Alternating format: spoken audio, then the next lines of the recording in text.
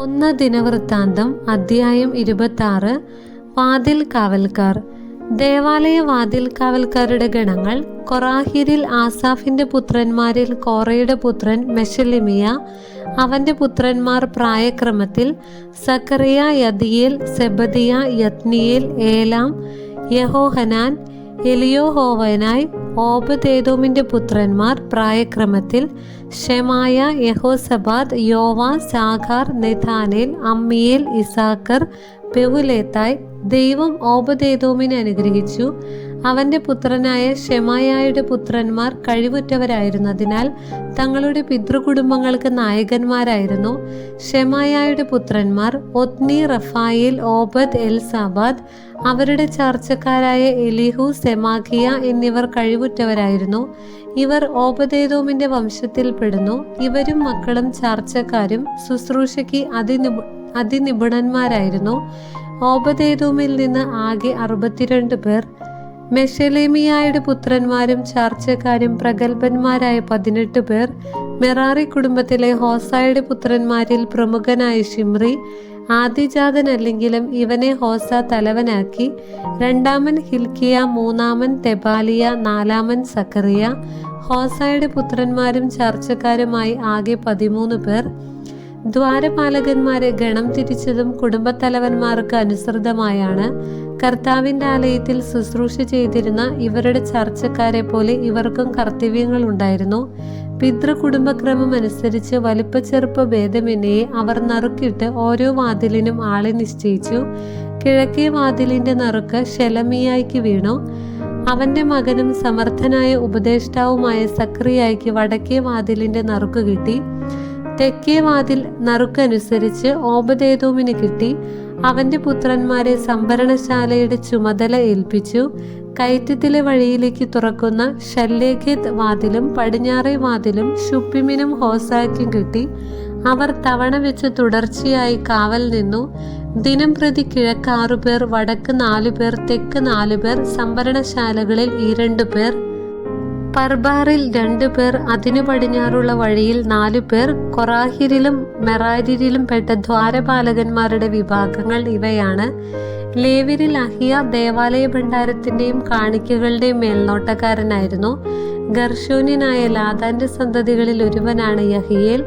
അവന്റെ പുത്രന്മാരായ സേഥാമും സഹോദരൻ ജോയേലും കർത്താവിന്റെ ആലയത്തിലെ ഭണ്ഡാരത്തിന്റെ സൂക്ഷിപ്പുകാരായിരുന്നു. അവരോടൊപ്പം അമ്രാമ്യരും ഇസ്ഹാര്യരും ഹെബ്രോണ്യരും ഉസിയേല്യരും ഉണ്ടായിരുന്നു. മോശയുടെ മകനായ ഗർശോമിന്റെ പുത്രൻ ഷെബുവിൽ ഭണ്ഡാര സൂക്ഷിപ്പുകാരുടെ തലവനായിരുന്നു. എലിയേസർ വഴിക്കുള്ള അവന്റെ ചാർച്ചക്കാർ റഹാബിയ, അവന്റെ മകൻ യശായ, അവന്റെ മകൻ യോറ, അവന്റെ മകൻ സിക്രി, അവന്റെ മകൻ ഷെലോമോത്ത്. ദാവീദ് രാജാവും കുടുംബത്തലവന്മാരും സഹസ്രാധിപന്മാരും ശതാധിപന്മാരും സംഘത്തലവന്മാരും അർപ്പിക്കുന്ന കാഴ്ചവസ്തുക്കളുടെ മേൽനോട്ടക്കാർ ഷെലോമോത്തും ചാർച്ചക്കാരുമായിരുന്നു. യുദ്ധത്തിൽ കൊള്ളയടിച്ച വസ്തുക്കളിൽ നിന്ന് ഒരു ഭാഗം അവർ കർത്താവിന്റെ ആലയം സംരക്ഷിക്കാൻ നൽകിപ്പോന്നു. ദീർഘദർശിയായ സാമുവൽ, കിഷിന്റെ മകൻ സാവൂൾ, നേറിന്റെ മകൻ അബ്നേർ, സെരൂയയുടെ മകൻ യോവാബ് എന്നിവർ സമർപ്പിച്ച എല്ലാ വസ്തുക്കളുടെയും മേൽനോട്ടം ഷെലോമോത്തിനും ചാർച്ചക്കാർക്കുമായിരുന്നു. ഇസ്ഹാര്യരിൽ നിന്നു കെനാനിയായും പുത്രന്മാരും ഇസ്രായേലിലെ രാജസേവകന്മാരും ന്യായാധിപന്മാരുമായി നിയമിക്കപ്പെട്ടു. ഹെബ്രോണിരിൽ നിന്ന് ഹഷാബിയായും ചാർച്ചക്കാരും ജോർദാന്റെ പടിഞ്ഞാറേ തീരം വരെ ഇസ്രായേലിന്റെ മേലധികാരികളായി നിയമിക്കപ്പെട്ടു. കർത്താവിന്റെ ശുശ്രൂഷയ്ക്കും രാജസേവനത്തിനുമായി നിയമിക്കപ്പെട്ട പ്രഗത്ഭന്മാരായ അവർ 1700 പേരുണ്ടായിരുന്നു. ഹെബ്രോണ്യരുടെ തലവൻ ഏതു വംശാവലി വഴിക്കും ജെറിയായിരുന്നു. ദാവീദ് രാജാവിന്റെ 40-ാം ഭരണവർഷം ഇവരുടെ ഇടയിൽ നടത്തിയ അന്വേഷണത്തിൽ ഗിലെയാദിലെ യാസറയിൽ അതിപ്രഗത്ഭന്മാർ ഉണ്ടെന്ന് കണ്ടെത്തി.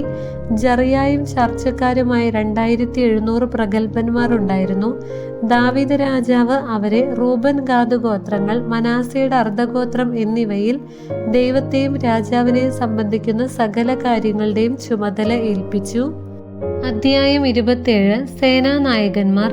ഇസ്രായേലിലെ കുടുംബത്തലവന്മാരുടെയും സഹസ്രാധിപന്മാരുടെയും ശതാധിപന്മാരുടെയും രാജസേവകരുടെയും പേരുവിവരം: 24,000 പേരടങ്ങുന്ന സംഘം ഓരോ മാസവും തവണ വെച്ച് തങ്ങളുടെ നേതാവിന്റെ കീഴിൽ ജോലി ചെയ്തു.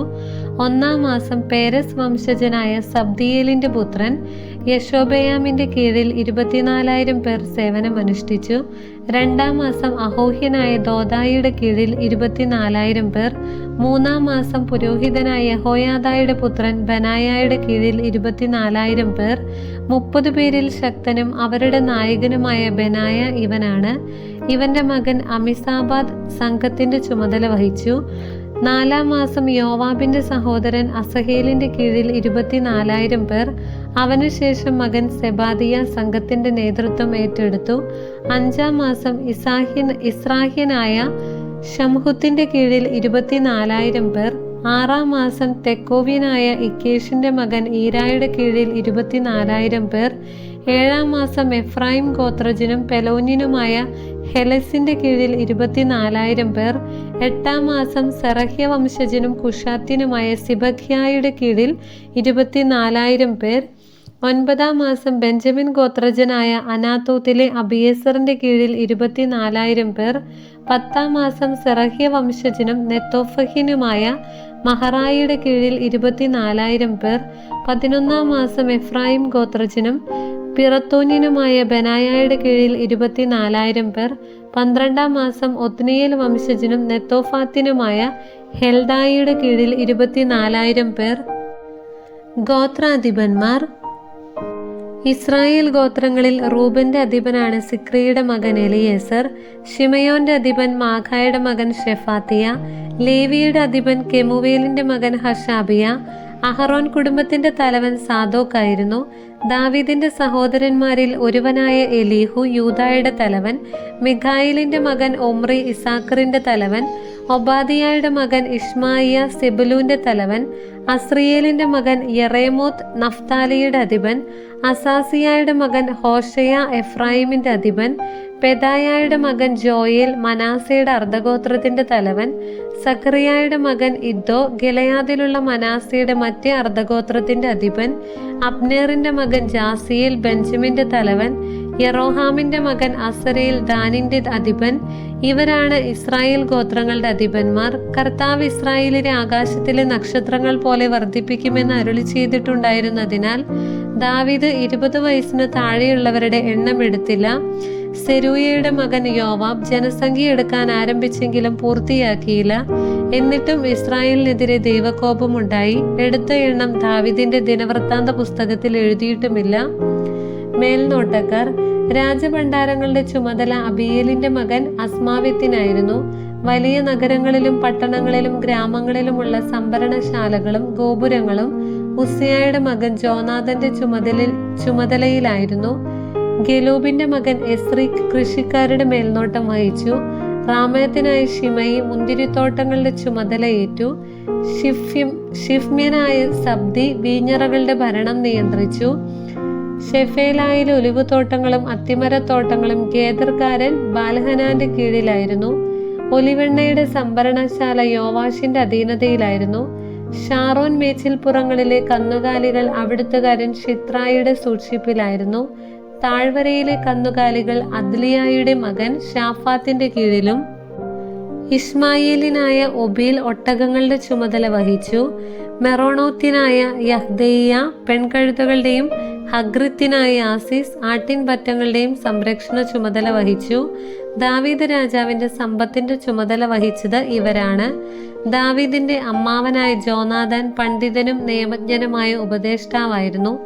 ഇവനും ഹക്മോനിയുടെ മകൻ യഹിയേലും രാജകുമാരന്മാരുടെ വിദ്യാഭ്യാസ കാര്യങ്ങൾ നോക്കി. അഹിത്തോഫെൽ രാജാവിന്റെ ഉപദേഷ്ടാവും അർക്യനായ ഹുഷായി മിത്രവുമായിരുന്നു. അഹിത്തോഫെലിനു ശേഷം രാജോപദേഷ്ടാക്കളായി ബനായയുടെ മകൻ യഹോയാദയും അബിയാദറും സേവനമനുഷ്ഠിച്ചു. യോവാബായിരുന്നു സേനാനായകൻ. ദൈവമായ കർത്താവിന് സ്തുതി.